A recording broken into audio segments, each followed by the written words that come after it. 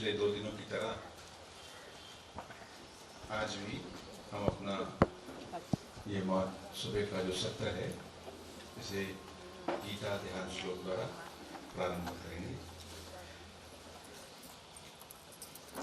ओम पार्थाय प्रतिबोधितां भगवता नारायणेन स्वयं व्यासेन ग्रथितां पुराणमुनिना मध्ये महाभारतम् अद्वैतामृतवर्षिणीं भगवतीमष्टादशाध्यायिनीम् अम्ब त्वामनुसन्दधामि भगवद्गीते भवद्वेषिणी। नमोऽस्तु ते व्यासविशालबुद्धे फुल्लारविन्दायतपत्रनेत्र येन त्वया भारततैलपूर्णः प्रज्वालितो ज्ञानमयः प्रदीपः। वसुदेवसुतं देवं कंसचाणूरमर्दनं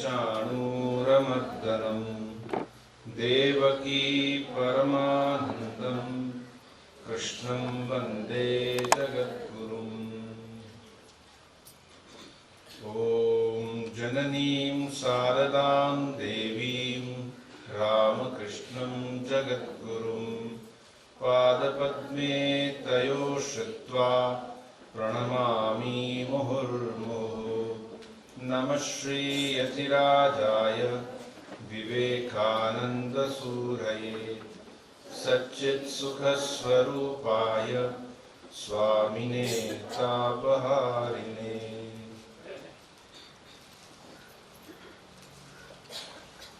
आज इस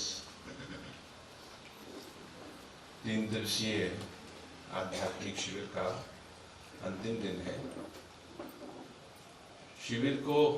आध्यात्मिक शिविर को इंग्लिश में रिट्रीट या स्पिरिचुअल रिट्रीट का नाम दिया जाता है। स्पिरिचुअल रिट्रीट का एक बड़ा ही रोचक अर्थ भी आपके साथ साझा करते हैं। महापुरुष महाराज शिवान जी महाराज के एक शिष्य थे, स्वामी सोमनाथन जी महाराज। वो मैसूर में सुदीर्घ 52-53 साल थे और 1998 में उन्होंने देह त्याग किया। वो जब स्पिरिचुअल रिट्रीट होती थी तो अक्सर ये बात सुनाते थे। कहते रिट्रीट का अर्थ क्या होता है? बोले देखो, जब पहली बार हमने देखा कि एक व्यक्ति बॉलिंग करने जा रहा है क्रिकेट में, अब उधर एक बैट्समैन खड़ा है और इसके हाथ में बॉल है, ये बॉल करने वाला है, तो इसको बैट्समैन के पास जाना चाहिए। वैसा ना करके वो वहां से उतर जा रहा है। तो हम सोचे क्या हुआ इसको, ये तो छोड़ के क्या मैदान छोड़ के जा रहा है? नहीं, मैदान छोड़ के नहीं जा रहा, देखते रहे क्या हो रहा है। वो तो बोला पहले तो पीछे गया, पीछे जाके फिर उसने वहां से भागना शुरू किया। फिर भाग के आया और एक वो पिच का जो लगा है 3, वहां पे उसने जाके बॉलिंग किया। बोले हमारा रिट्रीट भी ऐसे ही है, हम पहले पीछे जा रहे हैं, अर्थात अपने अंदर जा रहे हैं, अपने आप को समझने का प्रयास कर रहे हैं, फिर बॉलिंग अच्छा होता है। तो आज से फिर आपका कल से फिर बॉलिंग शुरू हो जाएगा। अभी पीछे जा रहे हैं, पीछे जाके समझने का कोशिश कर रहे हैं अपने आप को, अपने जो हमारा मन है। ये जो प्रश्न है ना, जिनको लेके हम चर्चा कर रहे हैं कल परसों, या बाकी महाराज लोग जो नित्यानंद जी, बुद्धानंद जी, या फिर आप जो भजन है, ये जो चीजें हैं ये मनुष्य के लिए है। मनुष्य के अंदर ये सब विचार उत्पन्न होते हैं कि अच्छा मुझे दुख हो रहा है तो ये दुख का निवारण कैसे किया जाए। मुझे अगर सुख है तो ये कितने दिन चलेगा सुख, क्योंकि सुख और दुख दोनों ही बारी बारी आते रहते हैं। सब समय पूर्ण रूप से कोई व्यक्ति अगर बहुत ही खुश रहता है तो या तो वो उसने कुछ आध्यात्मिक ऐसी कोई चीज प्राप्त कर ली है जो अंदर से उसको सब समय उसके वो संबंध में है, कांटेक्ट में है, और इससे उसको प्रसन्नता रहती है। और या फिर वो किसी चीज को समझता नहीं, मूर्ख है, बेकार में हंसता रहता है। तो ये दो एक्सट्रीम लग सकते हैं। तो ये जो मनुष्य का एक स्वभाव है कि वो प्रश्न करता है, मानुषो ही धर्मा धर्मो भवति, एक प्रसिद्ध उक्ति है कि मनुष्य में ही ये सब धर्म और धर्म की बात होती है। हम अगर कोई व्यक्ति किसी को किसी प्रकार से भी कोई हिंसा करता है तब हम उसके लिए प्रश्न करते हैं, उसके लिए नियम है, उसके लिए समाज में कुछ दंड देने की व्यवस्था है। लेकिन अगर यही बात कोई पशु करता तो कुछ नहीं कहता। अब कभी शेर को, अच्छा तुमने हिरन को मार दिया, तुमने हिरन का मर्डर कर दिया, ऐसा कोई आरोप नहीं लगता। वो तो शेर की प्रकृति है। लेकिन मनुष्य में ये सब लगता है क्योंकि मनुष्य में नैतिकता का बोध होता है।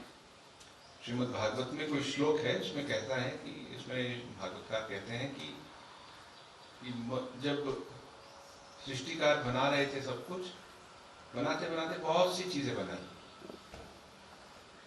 बहुत से रूप बनाए सृष्टि की। अच्छा, आपको इससे पहले इसको आगे बढ़ा, मैं इसको एक छोटी सी एक बात कह देता हूँ जो आपके सामान्य ज्ञान को प्रवृत्त करे। मैं कानपुर से आया हूँ, मैं तो पहले कानपुर में रहा नहीं, पिछले 4.5 साल से हूँ। तो कानपुर के पास में एक स्थान है, उसको बिठूर कहते हैं। तो बोलते हैं कि वहां पे ब्रह्मा जी ने तपस्या की थी, और वो जगह है गंगा जी के किनारे, उसको ब्रह्मकुटी भी कहते हैं। तो बोलते हैं कि ब्रह्मा जी ने वहां तपस्या की थी कि जिससे कि वो सृष्टि कर सके। तो ये हमारे उपनिषद में भी आता है और महाभारत आदि ग्रंथों में भी इसका वर्णन है कि कोई भी काम करना हो तो पहले तपस्या करते हैं। उपनिषद में आता है, तपसा ब्रह्म विजिज्ञासस्व, तप के द्वारा ईश्वर को जानो, ब्रह्म को जानो। तप अर्थात अपनी जो बिखरी हुई शक्तियां हैं उनको एकत्रित करो। तप का एक अर्थ स्वामी विवेकानंद भी बताते हैं, वो कहते हैं कि इसका अर्थ होता है गर्म करना। तो अंदर से गर्म करना अर्थात जब अपनी शक्तियों को बाहर नहीं जाने देंगे, उनको अंदर से केंद्रित करेंगे तो एक प्रकार की ऊर्जा उत्पन्न होगी, और उससे हमारे अंदर की जो अशुद्धियां हैं वो दूर होती हैं और शक्ति का संचार होता है। इसी को तपस्या कहते हैं। बोले कि ब्रह्मा जी ने वहां तपस्या की, तो लोग जाते हैं वहां पर प्रणाम करके आते हैं, वहां पे स्नान करते हैं। तो ये जो सृष्टि जब शुरू हुई तो ब्रह्मा जी ने बहुत कुछ बनाया, अंत में जब मनुष्य बनाया तब उनके जीवन में उनके अंदर एक संतोष आया। हाँ, अब मैंने ऐसा एक रचना की है जिसमें वो ब्रह्म ज्ञान को प्राप्त कर सकता है। अब बाकी शरीर में, बाकी मन में, जैसे हम दूसरे प्राणियों में देखते हैं, तो ये इसकी जो संभावना है शास्त्रों के अनुसार, हाँ कोई पुराना कर्म है, कभी कभी हम देखते हैं, हमने गजेंद्र मोक्ष का हम जानते हैं कि कैसे गजेंद्र ने प्रार्थना की, उनका जो पाँव था वो मगरमच्छ ने पकड़ लिया था, तो प्रार्थना की, फूल डाला और भगवान विष्णु प्रसन्न हुए और उनको उससे मुक्त किया। तो ये एक आख्यायिका के द्वारा, एक एग्जाम्पल के द्वारा हमको समझाने की कोशिश की कि भगवान का आशीर्वाद तो सब पर होता है। लेकिन सामान्यतः हम बोलें कि कोई इस प्रकार से हमें मालूम नहीं है कि पशु पक्षी इस तरह से जैसे मानवीय मन का या अंतःकरण का विकास हुआ है उतना उसका विकास हुआ। तो इसको कहने का अर्थ ये है कि आपने बहुत से भजन या दोहे या श्लोक सुने हो या नहीं सुने हो, तो हाँ ऐसे हैं जिसमें मानवीय जीवन की बहुत प्रशंसा की गई है। भाई तुम मनुष्य बने हो, झीनी झीनी दीनी चदरिया, तो उसमें भी है कि को इतनी मुश्किल से ये चदरिया मिली है, अर्थात ये मनुष्य शरीर मिला है, कबीर जी का भजन है, तो उसका उपयोग कीजिए, सदुपयोग कीजिए। तो लेकिन क्या किया, हमको मनुष्य शरीर तो दिया, लेकिन साथ ही साथ हमें सामने दो ऑप्शंस रख दी। या तो जिसके लिए शरीर मिला है, अर्थात आध्यात्मिक ज्ञान के लिए या आत्मज्ञान के लिए, उसके लिए प्रयास करो, या फिर सामने भोग है, आपकी इंद्रियां हैं, इंद्रियों से जुड़े हुए जो विषय हैं उनको भोग करो, और भोगों से उत्पन्न जो कर्म है, जो संस्कार हैं, उसके अंदर लिप्त रहो। तो ये दोनों चीज़ें हमारे सामने रख दी। तो अब उसका हमें ठीक ढंग से विश्लेषण करके हमें जो रास्ता है अपनाना है। वही इस आध्यात्मिक शिविर का उद्देश्य है कि हम सब इकट्ठे होके इस प्रकार के शुभ चिंतन में अपने समय को लगाते हैं। तो आज हम भगवत गीता के एक अन्य हिस्से पर या भाग पर अपना चिंतन करेंगे। हमने पिछले 2 दिन में कल कर्मयोग पे किया और परसों गीता इन जनरल उसके बारे में कहा, और हमने बहुत कुछ नारद भक्ति के संबंध में या भक्ति के संबंध में अन्य महाराजों से सुना। तो सारी चीज़ें कहीं ना कहीं इंटर रिलेटेड हैं, कहीं ना कहीं ये जुड़ जाती हैं। ये कोई वाटर टाइट कंपार्टमेंट नहीं है। तो इसमें आज हम गीता के 6वें अध्याय में, 6th चैप्टर में कुछ जो बातें हैं उनका उसके ऊपर चिंतन करेंगे। जो गीता का प्रत्येक अध्याय किसी न किसी योग पर उसका नामकरण किया गया है। जैसे इस अध्याय का नामकरण है कि आत्म संयम योग। जैसे पहला अध्याय हमने बताया था पहले दिन कि वो अर्जुन विषाद योग, या फिर सांख्य योग, या कर्म संन्यास योग, विभिन्न अध्यायों के विभिन्न नाम दिए हुए हैं। और यहाँ पे क्योंकि उस अध्याय में जो मुख्य बात है, उस मुख्य बात को लेके उस अध्याय का नाम दिया हुआ, तो यहाँ पे आत्म संयम की बात आ रही है। तो हम आज थोड़ा ध्यान के विषय में, आत्म संयम के बारे में थोड़ा चिंतन करेंगे, क्योंकि भक्ति के विषय में बड़ा सुंदर नित्यानंद जी महाराज भी इसके विषय में बोल रहे हैं। तो मैं उसको ओवरलैप न करके इसके विषय में थोड़ा सा चिंतन करते हैं। हम अक्सर सोचते हैं कि जो ध्यान लगाते हैं या ध्यान करने का प्रयास करते हैं, इसका अर्थ बस होता है कि हम एक आसन बिछाएं या आंखें बंद कर लें और बैठ जाएं, तो हमारा ध्यान प्रारंभ हो जाएगा, ऐसा सोचते हैं। एक वृद्ध माता जी थी, वो हमारे दिल्ली आश्रम में आती थी। तो एक बार वो कहीं ऑडिटोरियम में जा रही थी, तो किसी ने हमको कहा, माता जी अभी तो समय है, आप पहले जाके बैठ के क्या करेंगे, अभी तो 1 घंटा है। तो वो बोले, अच्छा अभी 1 घंटा है, ठीक है मैं मंदिर में जाके थोड़ा समाधि लगाती हूँ। अब उनको लगा कि आंखें बंद करना मतलब समाधि लगाना। हाँ ठीक है, एक दृष्टि से समाधि का अर्थ होता है एकाग्र होना, मन को एकत्रित करके जब वो पूरा मन एकाग्र हो जाता है और एकाग्र इतना गहरा हुआ है कि वो एक उत्कृष्ट स्थिति पर पहुंच गया है, तो उसको हम समाधि कहते हैं। उसमें भी विभिन्न समाधियों का वर्णन आता है योग शास्त्र में। तो हम सामान्यतः ध्यान अर्थात आंखें बंद करके बैठना, ठीक है, आंखें बंद करके हम बैठते हैं। वो भी वो सोपान, वो स्टेप भी बहुत लोग नहीं ले पाते।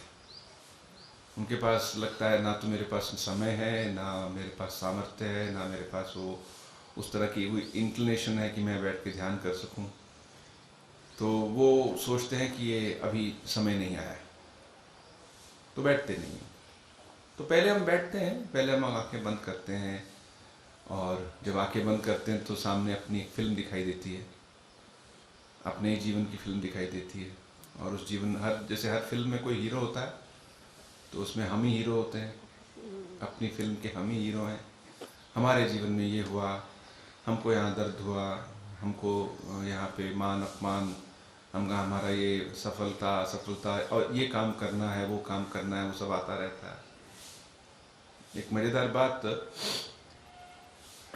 स्वामी भूतेशानंद जी महाराज कहा करते थे कि एक बार एक किसी ने उनसे महाराज से बातों में कहा कि महाराज जब से मैंने दीक्षा ली है तो मेरी बड़ी प्रगति हुई।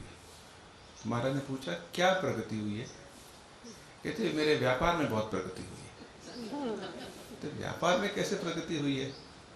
तो देखिए जब मैं ध्यान लगाने बैठता हूँ तो उस समय मैंने जिस लोग ने मेरे से पैसा लिया है उसका नाम याद आ जाता है, मैं लिख लेता हूँ और फिर बाद में उनसे मांग लेता हूँ। तो उससे मेरे व्यापार में किसी प्रकार का घाटा नहीं होता। तो वो हम सोचते हैं कि हम पहले ध्यान, अर्थात सब पुरानी बातें याद आती हैं या भविष्य में क्या करना है। तो ये हम सोचते हैं कि ध्यान का ये प्रक्रिया है, ठीक है, हम इस स्थान पे हैं, इस पोजीशन पे हैं। लेकिन गीता में ध्यान की जो बात है उसमें और भी बहुत सी चीज़ें जोड़ी हुई हैं। असल में ये बात योग शास्त्र में भी जोड़ी हुई है। योग शास्त्र में भी जब अष्टांग योग की बात आती है तो पतंजलि सिर्फ यही नहीं कहते कि अब तुम सिर्फ आंखें बंद कर लो, उससे पहले वो यम नियम की बात करते हैं।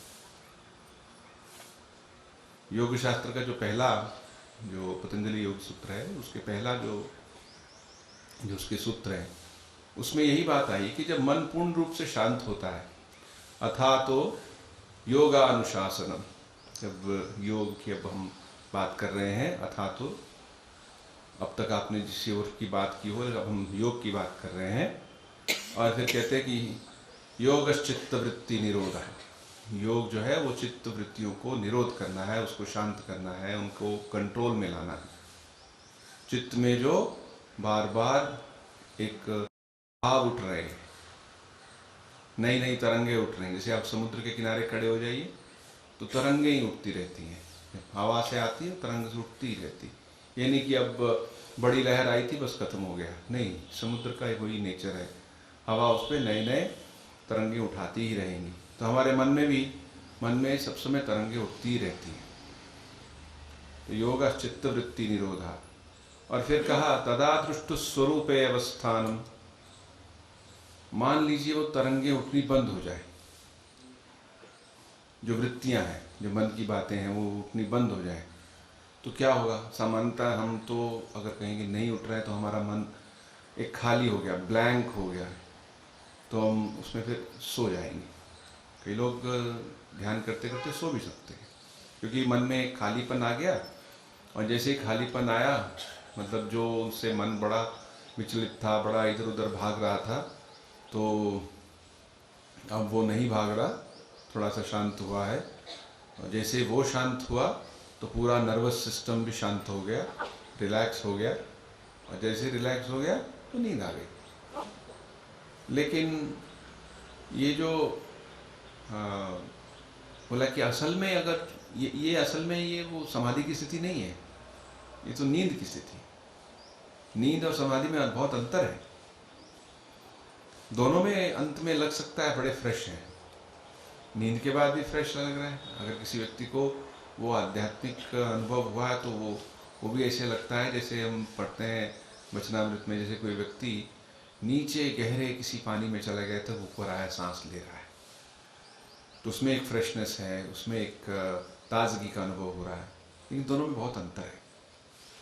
नींद में हम जैसे सोए थे वैसे ही वापस आते हैं, अर्थात पहले हम बुद्धू थे, अब भी हम वापस आते तो बुद्धू ही रहते हैं। अर्थात बुद्धू का अर्थ है कि हम मानते हैं कि ये संसार की चीज़ों को प्राप्त करना ही जीवन का लक्ष्य है, सिर्फ भोगों के पीछे भागना ही जीवन का एकमात्र पर्पस है, बस इसी को कहते हैं मूढ़ मते। शंकराचार्य जो शब्द यूज करते हैं मूढ़ मते, भज गोविंदम गोविंदम भज मूढ़ मते।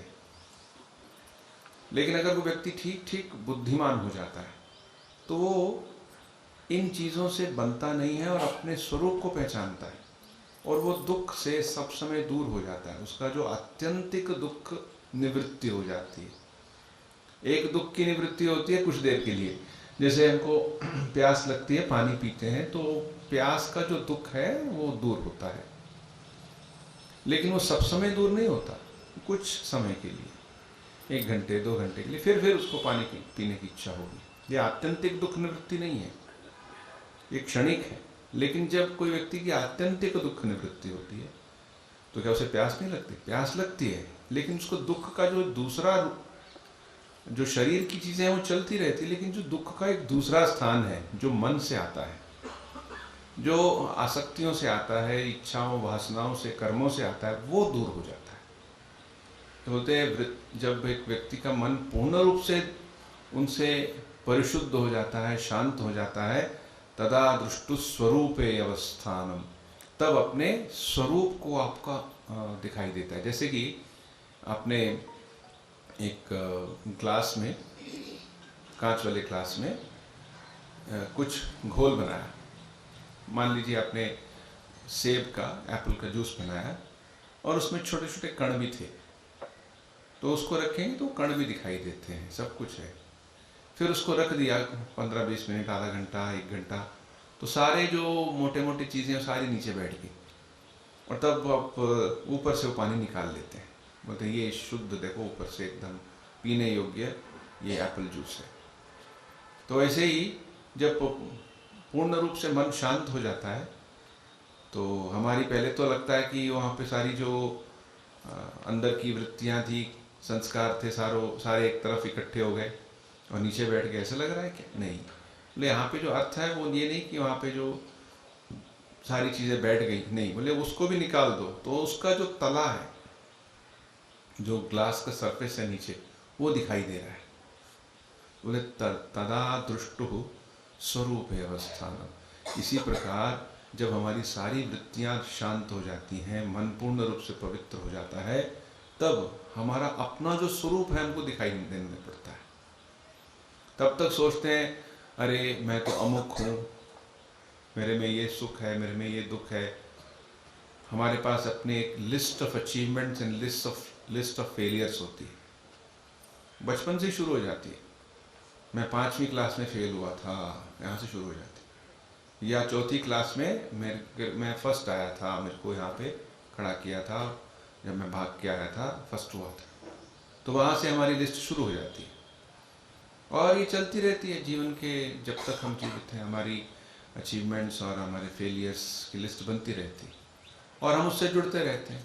तो उसमें ख़राब क्या है? जुड़ना खराब तो कुछ नहीं है, लेकिन खराब तो ये है कि आप कितने दिन जुड़ेंगे। आपको सब लिस्ट छोड़ के जाना पड़ता है, यही मुश्किल है। चाहे व्यक्ति कितने भी उसने चीज़ें बनाई हो, वो सब एक दिन छोड़ के जानी पड़ती है, तो फिर वो कहाँ जाएगा? तो जीवन सिर्फ जब तक हम अपने इस सांस भर रहे हैं तब तक नहीं है, उसके बाद भी तो है। वो वाला जीवन कहाँ गया? उसकी भी तो बात करो। उसके बाद में कहाँ जाना? नहीं, हमें क्या करने की जरूरत? देखो, जब ये हम बातें कहते हैं कि क्या जरूरत पड़ी है उसकी कहने की, ये तब तक है जब तक वो घड़ी आई नहीं। जब आती है तो लोग कितना छटपटाते हैं, दुखी हो जाते हैं, उनको डर लगता है। क्यों? क्योंकि वो अपने शरीर और मन से जुड़े हुए हैं, बड़े गहरे रूप से जुड़े हुए हैं। तो इसको अभिनिवेश कहते हैं, योग की भाषा में अभिनिवेश कहते हैं। अभिनिवेश अर्थात जैसे हम एक शब्द जानते हैं प्रवेश, हम किसी चीज़ में प्रवेश कर गए। अब जैसे हम कार में प्रवेश किए तो हम क्या बने? हम कार की एक सवारी बन गए या ड्राइवर बन गए। तो हमने अपने आप को कार के साथ या जो भी हमारा वाहन है उसके साथ अपना एक तादात्म्य स्थापित कर लिया। और इसी प्रकार से जब हमने अपने आप को, जो अपने दिव्य स्वरूप को भूल के अपने आप को इस मन में और इस शरीर में प्रवेश कर लिया, तो इसके साथ तादात्म्य स्थापित कर लिया। और कितना गहरा है ये, बहुत ही ये रोचक बात है। मतलब एक व्यक्ति ट्रेन में बैठा, बोला ये देखो ये मेरी, वो गया ऊपर तो उसकी सीट, बोला कोई और व्यक्ति बैठा है, बोला नहीं ये मेरी सीट है। अब दोनों का झगड़ा हो गया, फाइनली उसको अपनी सीट मिल गई। लेकिन कब तक मिली? जब तक उसकी यात्रा खत्म नहीं होती। और जब यात्रा खत्म होगी तब तक वो कहे अभी भी मेरी सीट है। अरे नहीं, अब तो तुम्हारी ये यात्रा खत्म हो गई, इससे तुम ऊपर उठो, इससे बाहर निकलो। अच्छा, फिर कहते हैं ये मेरी ट्रेन है। वो इतने करोड़ों रुपए की ट्रेन उसकी हो गई, कहते हाँ ये मेरी ट्रेन आ गई। तो तुम्हारी ट्रेन नहीं आई अभी। ये मेरी और तुम्हारी ये एक क्षणिक है, आगंतुक है, कुछ देर के लिए है। मेरी फ्लाइट, मेरी बस, ये कुछ देर के लिए, जब तक आपने उसमें टिकट बुक की हुई और आपको वहाँ जाना है। वैसे ही शरीर है, वैसे ही ये सारी चीज़ें संसार की हैं, लेकिन हम उसको मान लेते हैं मेरी हमेशा है। इसी को अभिनिवेश कहते हैं, इसी को भय कहते हैं, इसी को लोग कहते हैं अरे मैं अगर ये हो जाए तो। नहीं, ये आना है और ये जाएगा। जातस्य ही ध्रुवो मृत्यु हो। तो गीता में भी ये बात आती है कि आप ध्यान करने के लिए बैठते हैं तो पहले साथ में कुछ तैयारियां कीजिए। देखिए, जब ये प्रारंभ होता है आत्मसंयम योग जो 6ठ अध्याय है, तो वो प्रारंभ इससे नहीं होता कि चलो अब हम आपको ध्यान की प्रक्रिया सिखा रहे हैं। वो बड़े सुंदर भाव से भगवान श्री कृष्ण कहते हैं, अनाश्रित कर्म फलम कार्यम कर्म करोति यः स सन्यासी च योगी च न निरग्निर च अक्रिया।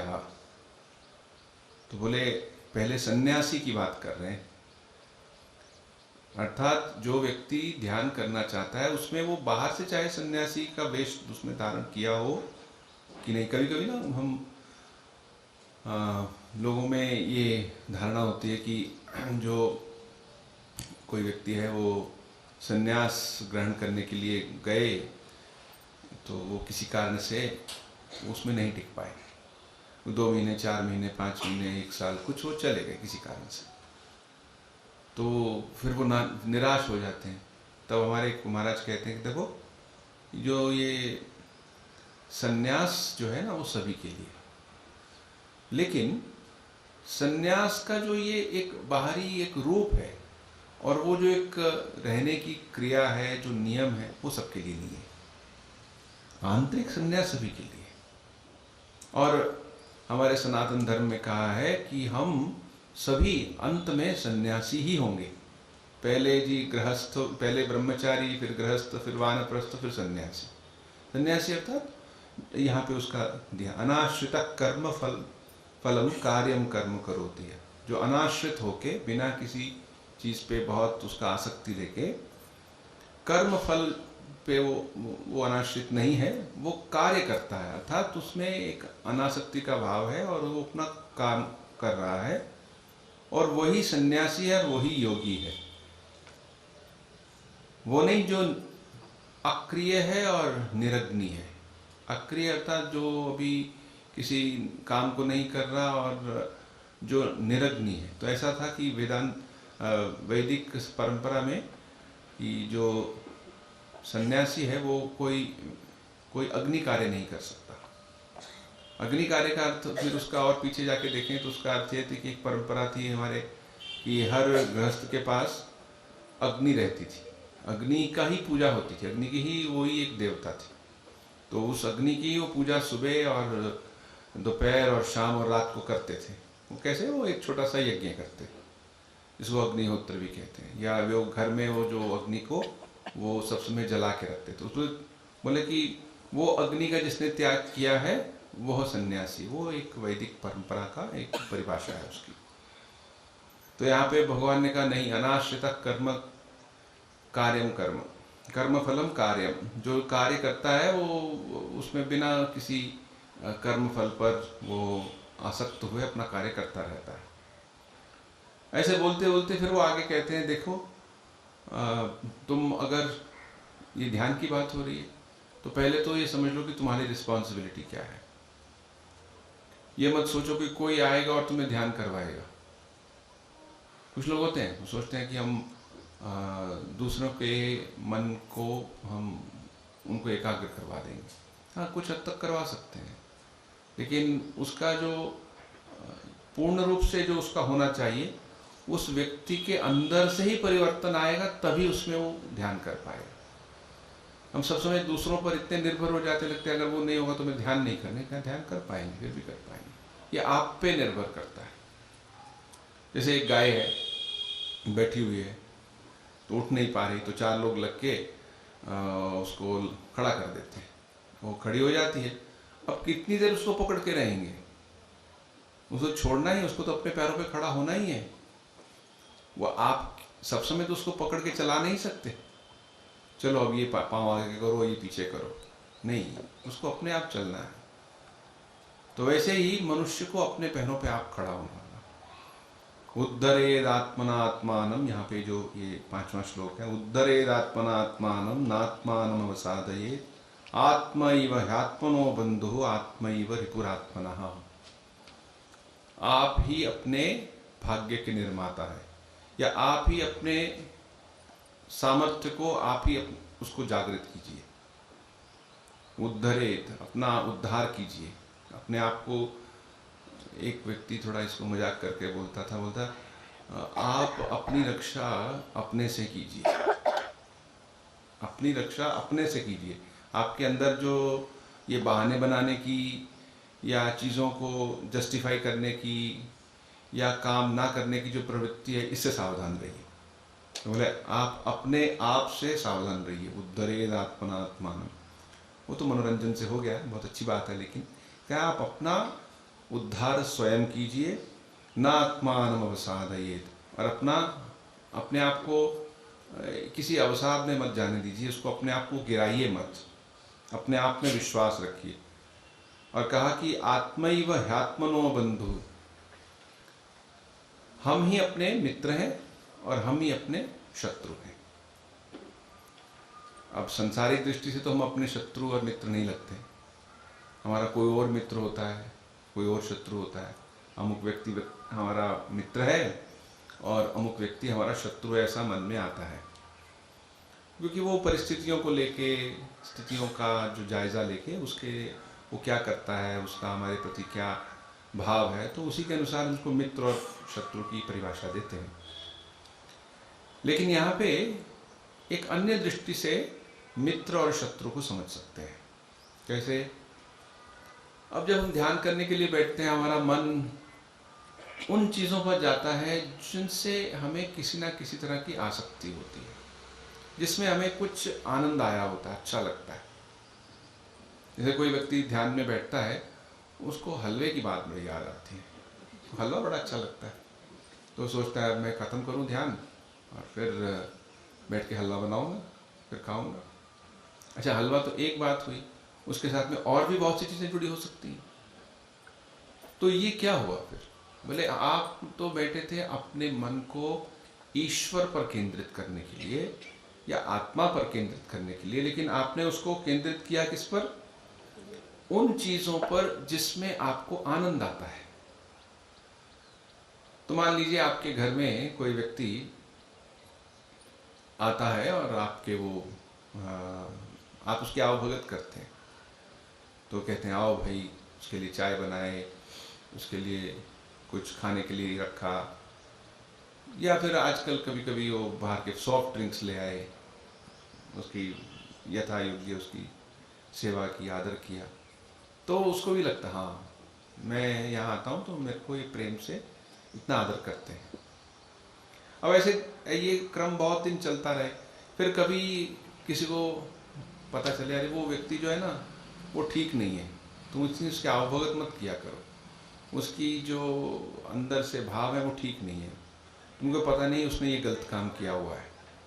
तो वो घबरा जाते, अच्छा ऐसा है, तब वो उसकी मित्रता को तोड़ना चाहता है। तो कैसे करे? वो पहले तो आता था चाय कॉफ़ी, तो वो झट से चाय कॉफ़ी नहीं लाता, होता है थोड़ा बैठे रहे, फिर वो पूछता है चाय लाओगे कि नहीं? हाँ चाय लेके आता। वो अपने सिग्नल भेज रहा है अभी कि अभी तुम्हारे यहाँ आने की आवश्यकता नहीं है, वो उससे तोड़ना चाहता है मित्रता।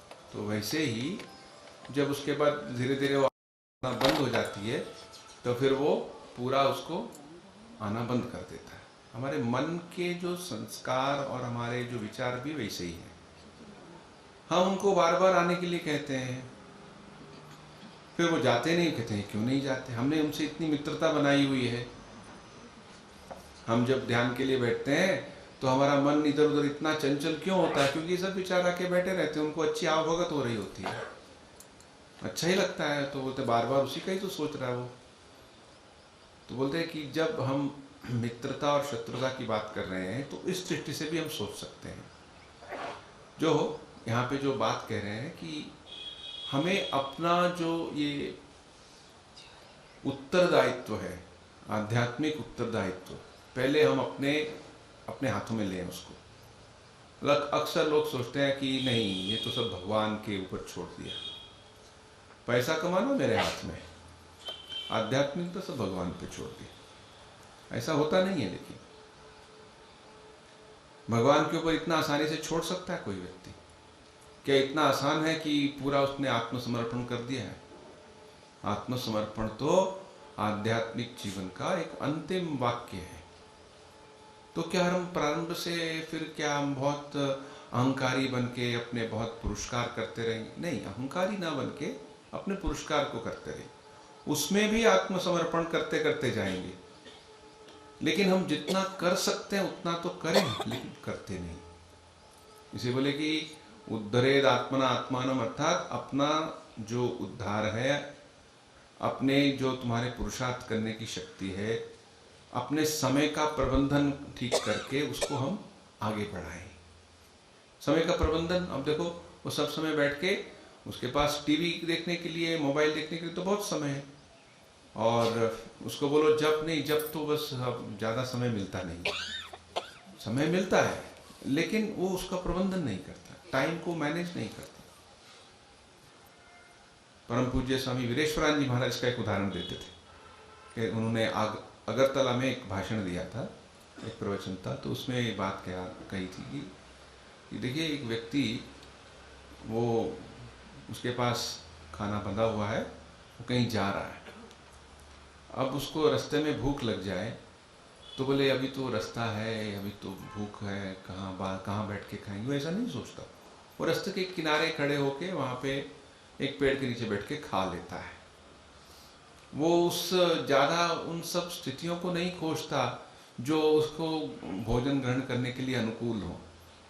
उसको भूख लगी है और उस भूख को शांत करना है। ठीक वैसे ही कोई कहे कि मेरे पास जप करने के लिए, ध्यान करने के लिए समय नहीं है, तो उसकी अभी भूख लगी नहीं है। अभी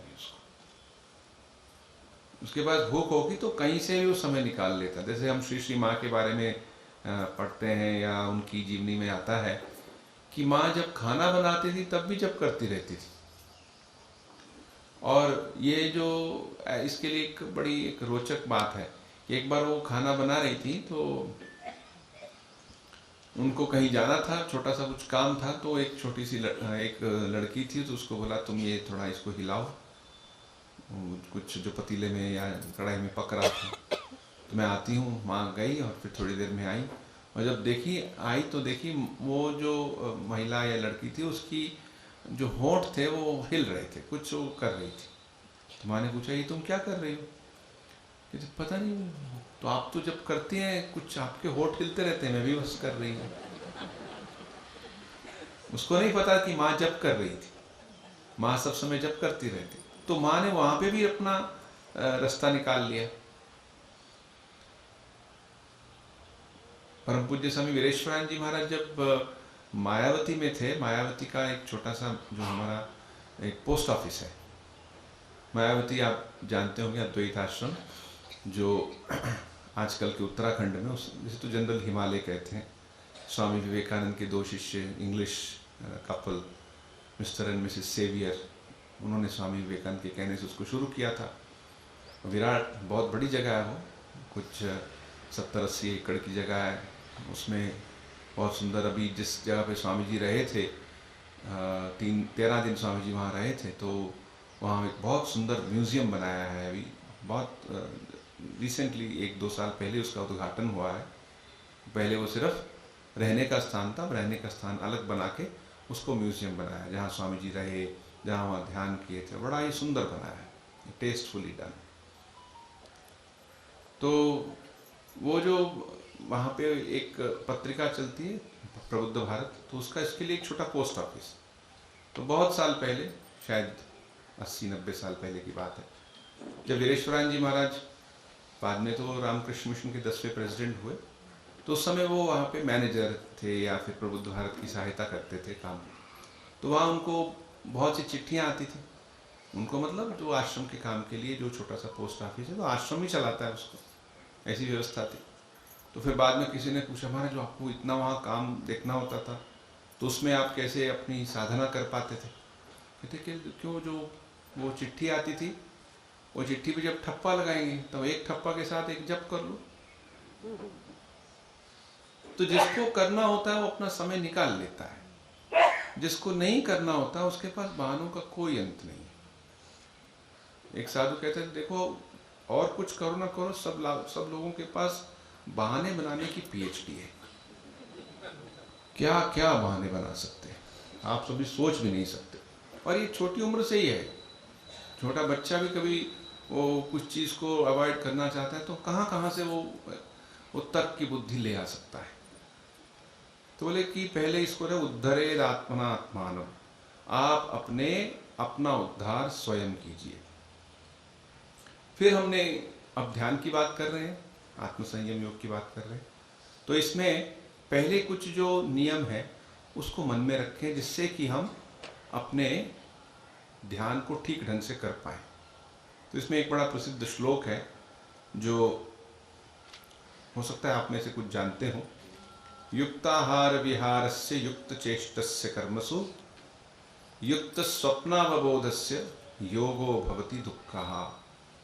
देखो यह भगवान कह रहे हैं कि देखो ये जो योग है ये दुख का नाश करता है। दुख हा मतलब नाश करना। अब दुख का नाश कैसे करता है? कहते हैं पहले जीवन में संतुलन लाओ। संतुलन को वो कहते हैं युक्ताहार विहारस्य, अपने आहार में संतुलन लाओ। ये नहीं कि आहार में जो कुछ भी मन में आए खाते ही जाओ, और चाहे वो उसमें सारे जो पौष्टिक तत्व हो या ना हो।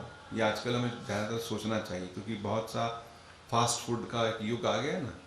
तो फास्ट फूड में हम बहुत फास्ट बह जाते हैं, पता ही नहीं चलता कि क्या उसी में चले, उसमें चाहे पौष्टिक तत्व हो ना हो।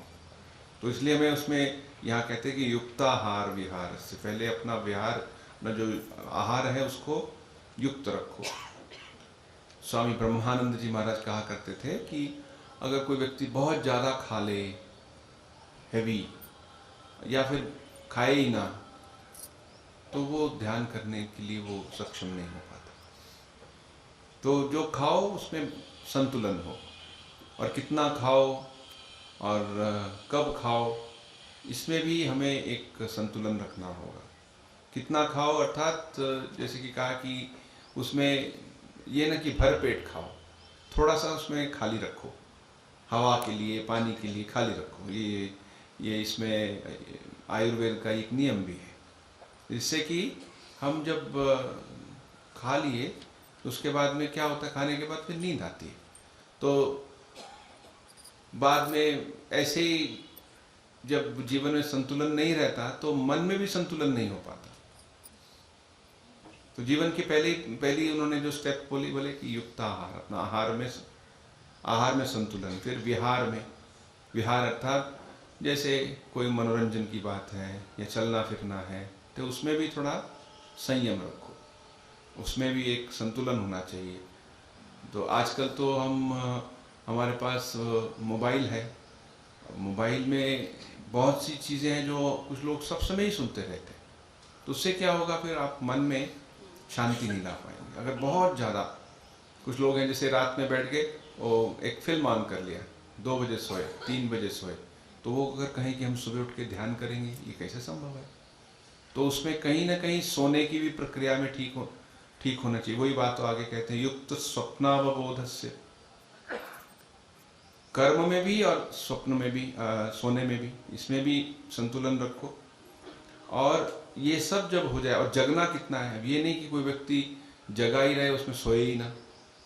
कितना सोना है और कब सोना है, ये भी बड़ा इंपॉर्टेंट है। आपने शायद वो प्रसिद्ध रामायणी रामकिंकर उपाध्याय जी का नाम सुना हो। वो एक बात कहते थे, वो कहते थे देखो ये जो 3 गुण हैं, सत्व रजस तमस, ये बहुत इन तीनों का अपने जीवन में स्थान है। हाँ, हम प्रयास कर रहे हैं सात्विक होने का, अपने रजस को तमस को कम करने का, लेकिन कहीं ना कहीं उनका स्थान रहेगा जीवन में। क्योंकि जैसे सोना है, सोने के लिए तमस गुण की आवश्यकता है। बिना तमस के कोई व्यक्ति सो नहीं सकता। अब उसके कहें तो भगवान ने तीनों मिल के बनाए हैं, तो तीनों को मिल के बनाना ऐसे है जैसे कि आपके पास एक कपड़ा हो और कपड़े का जो सिला हो, जो उसको बुना हो, वो 3 धागों से बना हो, लाल, काला और सफ़ेद। तो बोले अब मुझको बाकी 2 धागे नहीं चाहिए, सिर्फ सफ़ेद ही चाहिए, तो फिर कपड़ा नहीं बचेगा। तो बाकी 2 धागे मतलब जैसे सफ़ेद धागा था, सफ़ेद जो रंग है वो सत्व का प्रतीक है, लाल जो है वो रजस का प्रतीक है, और जो काला है वो तमस का प्रतीक है। तो बोले अभी सिर्फ इसमें अगर सफ़ेद ही रंग रहेगी तो बाकी 2 रंग नहीं, हमें नहीं चाहिए। नहीं, ऐसा नहीं हो सकता, वो रहेंगे। हाँ, उनका प्रभाव थोड़ा कम हो सकता है। तो बोले देखिए अब तमस है, उसकी आवश्यकता होती है सोने के लिए।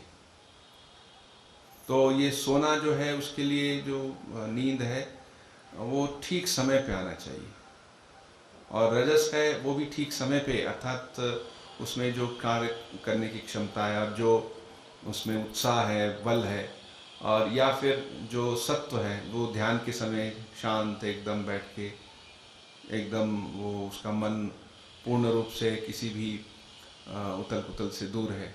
लेकिन ये सब अपने समय पे आने चाहिए।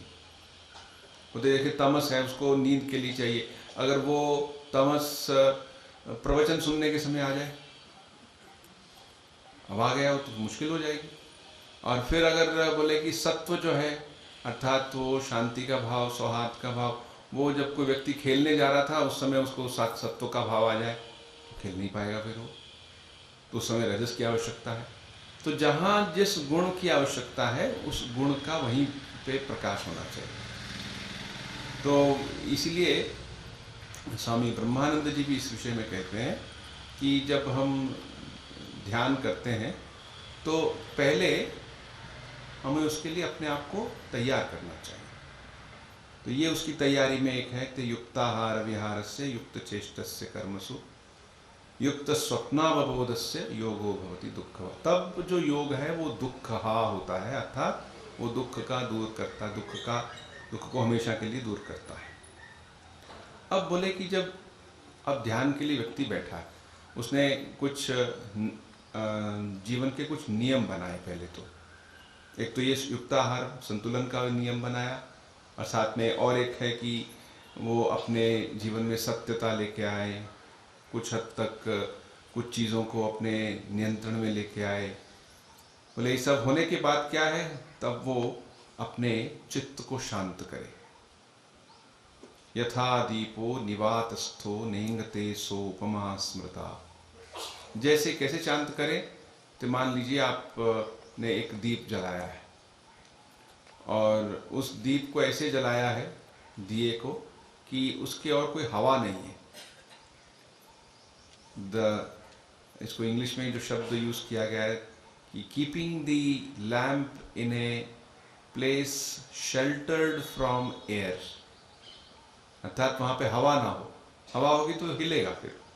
तो न इंगते निवातस्थो, जहाँ वात या हवा नहीं है, जैसे दीपक ऐसी जगह पे रखा है जो निवातस्थो, जहाँ पे हवा का कोई प्रॉब्लम नहीं है, सो उस तरह का हमें चित्र मन में रखना होगा कि हमारा मन एकदम शांत है, जैसे वो दीपक की लौ नहीं हिल रही, क्योंकि हवा नहीं है, कुछ नहीं है, और वो उस शांतता में है।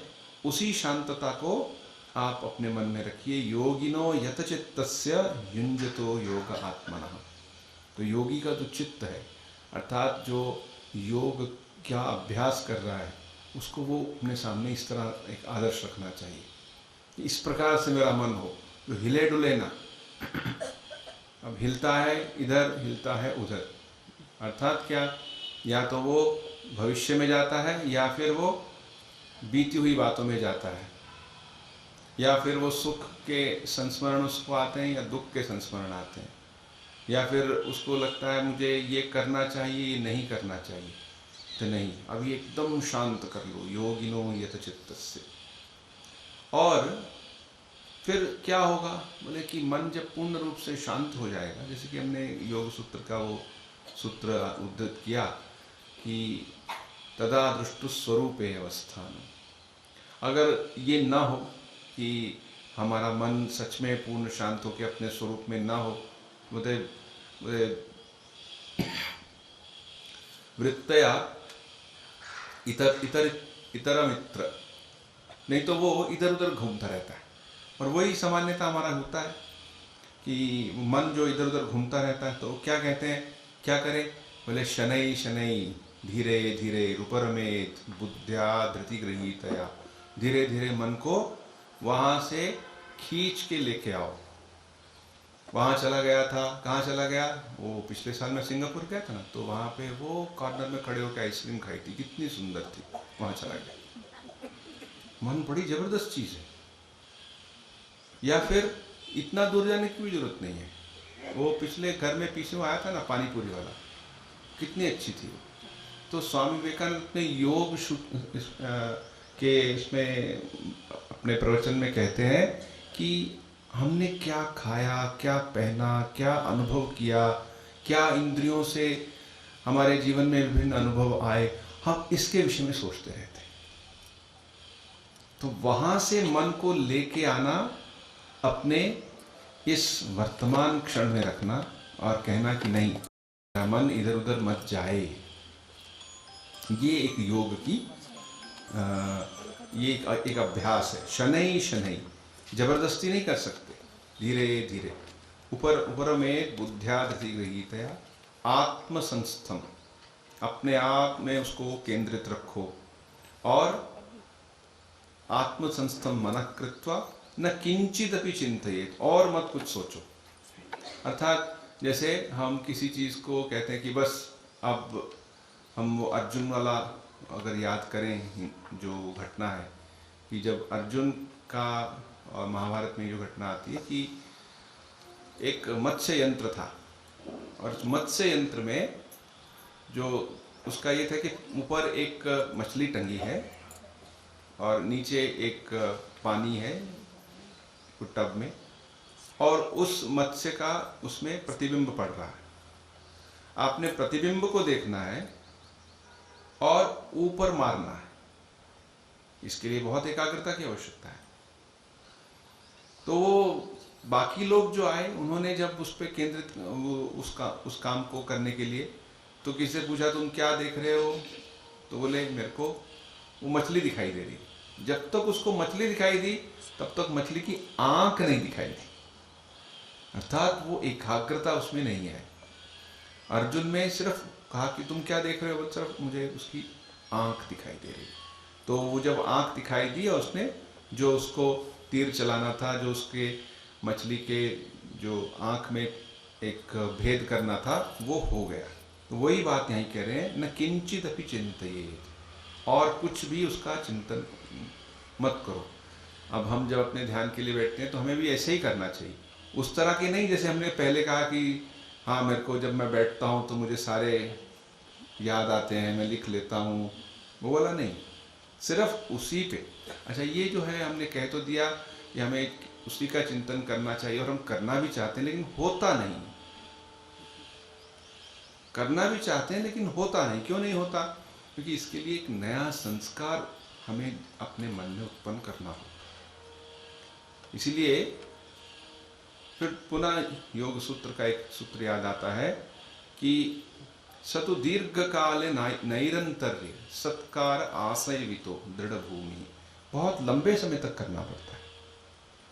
अब ये नहीं कि हमने ध्यान हम बीच बीच में करें, चलो जब समय लगा, जब दुख हुआ, जब मन उदास हो जाता तब ध्यान करने लग पड़े, वो उससे उतना फल मिलने वाला नहीं। तो इसीलिए कहा कि आप हर रोज ध्यान करो। अब ध्यान ऐसे ही जैसे खाना है, ये नहीं कि हमने खाना अच्छा आज खाया, कल ही तो ध्यान किया था, आज फिर ध्यान करूं, हाँ सुबह ही तो ध्यान किया था, अब शाम को फिर ध्यान करूं, हाँ फिर ध्यान करूं। तो ये बात हमें गीता में, उपनिषदों में, श्री रामकृष्ण के देव के उपदेशों में मिलती है कि एक ही चीज को बार बार करो, तब फिर मानो एक नया संस्कार उत्पन्न होगा। मन में एक नए उसमें एक क्षमता पैदा होगी। जैसे ही मन शांत हुआ वैसे ही वो ईश्वर में विलीन जैसा हो गया। उसके लिए लंबे समय तक, दीर्घकालीन, इसमें थोड़ी सी एक बात जो लोग जानते होंगे उसको फिर भी एक रिपीटिशन है कि आजकल न्यूरोसाइंस की बहुत बात होती है। न्यूरोसाइंस अर्थात कि आपने जो हमारा नर्वस सिस्टम है, स्पेशली ब्रेन है, उसके विषय में, तो उसमें एक बात बड़ी सुंदर किसी ने कही थी कि आपके सामने अपने आटा गूंधा और आटा रखा है और आपने एक चाकू या चम्मच लिया और उसमें एक लाइन लगा दी। बोले जब ये लगा दी तो क्या हुआ? वहाँ पे एक लाइन बन गई। अगर सूख जाए तो अच्छी तरह से लाइन बन जाएगी। तो अगर आपने यहाँ पे थोड़ा सा घी डाला तो ठीक वैसी लाइन में से चल के आएगा। और एक लाइन लगा दी, वहाँ से चल के आएगा। एक लगा, यहाँ से तो ठीक हमारा मन वैसे ही है। हमारा ब्रेन मानो वो एक आटा जैसे गूंदा हुआ है। उसमें जब भी हम कुछ काम करते हैं तो मानो एक लाइन हम ड्रॉ करते हैं, लेकिन हो सकता है वो ज़्यादा दूर ना जाए। लेकिन उसको हमने बार बार किया है, बार बार किया है, अब वो एक पक्की लाइन बन चुकी है। तो हमारे संस्कार वैसे ही हैं, एक पक्के बन चुके हैं। तो भी एक नया संस्कार क्रिएट करना होगा। तो बाकी लाइनों को या बाकी संस्कारों को क्या करना होगा? कुछ करने की जरूरत नहीं, वो अपने आप ही धीरे धीरे बंद हो जाएंगे।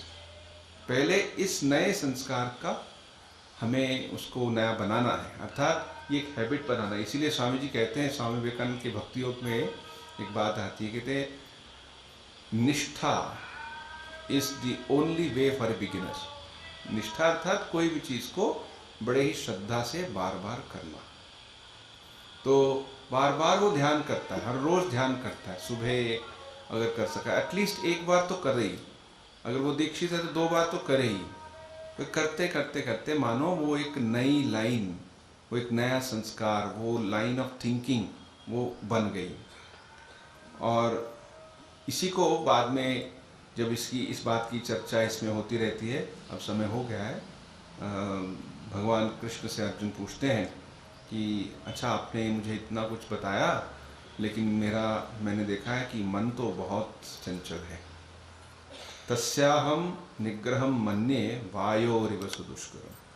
जैसे वायु को नियंत्रण करना बहुत मुश्किल है, सुदुष्करम बहुत ही, कहाँ कौन वायु को थोड़ी को कंट्रोल कर सकता है। तो ठीक वैसे ही मेरा मन है। तो आपने जो मुझे इतना कुछ बताया, ये ध्यान की विधि, युक्ताहार विहार की बात कही, ये सब, लेकिन मेरा तो मन बड़ा चंचल है, क्या करूं? तब भगवान ने उसका कहा, देखो तुमने जो कहा ठीक कहा। उन्होंने ये नहीं कहा नहीं ऐसा है ही नहीं, तुम तो जो बात कह रहे हो सत्य नहीं, ऐसा नहीं कहा। असंशयम महाबाहो मनोदुर्निग्रहम चलम। ये मन को जो संयम में लाना, कंट्रोल में लाना, ये बहुत ही मुश्किल है। लेकिन अभ्यास तो कौन्तेय वैराग्येन च गृहीते। अभ्यास के द्वारा और वैराग्य के द्वारा मन में वो जो नियंत्रण है, वो जो शांतता है, उसको हम ला सकते हैं। तो दोनों की आवश्यकता है, अभ्यास की भी और वैराग्य की भी। अभ्यास अर्थात किसी चीज का बार बार करना, आवृत्ति बार बार करना, अभ्यास कर रहे। अब ये नहीं कि हम सब समय जब मंदिर में या अपने आसन पे बैठ के ध्यान करेंगे तो सब समय ध्यान हो पाएगा, नहीं। लेकिन अभ्यास नहीं छोड़ना, अभ्यास करते रहना। लेकिन सिर्फ अभ्यास करने से भी नहीं होगा। अभ्यास के साथ साथ जो चीज़ें हमारे जो मन में एक अड़चन पैदा करती हैं, जो हमारे को भगवान की ओर न लगा के संसार की चीज़ों की ओर लगाती हैं, उनके प्रति एक उदासीनता का भाव मन में आना चाहिए। अगर वैराग्य न हो तो फिर वो व्यक्ति अभ्यास तो करता जाएगा लेकिन वो आगे नहीं बढ़ पाएगा। जैसे कि इसका उदाहरण देते हैं कि कुछ लोग थे, उन्होंने शराब पी रखी थी। वो गाड़ी में चलो जा रहे थे तो नदी के किनारे एक नाव थी, नाव में बैठ गए, बोले चलो उस तरफ चलते हैं। और उन्होंने चप्पू चलाने शुरू किया। रात का समय था, वो चलाते रहे। जब सुबह हुई देखा जहाँ पे थे वहीं पे हैं, आगे कहीं गए नहीं। कारण क्या? उनके पास अभ्यास तो था लेकिन वैराग्य नहीं था, अनासक्ति नहीं थी, तो उन्होंने वहाँ पे रस्सी नहीं खोली थी उसकी। तो जो नाव थी वहीं की, जो बंधी हुई थी वहीं रही। अभ्यास तो चलता रहा लेकिन बिना वैराग्य के वो आगे कहीं पहुँच नहीं पाया। तो अभ्यास और वैराग्य दोनों से ही ये संभव होगा।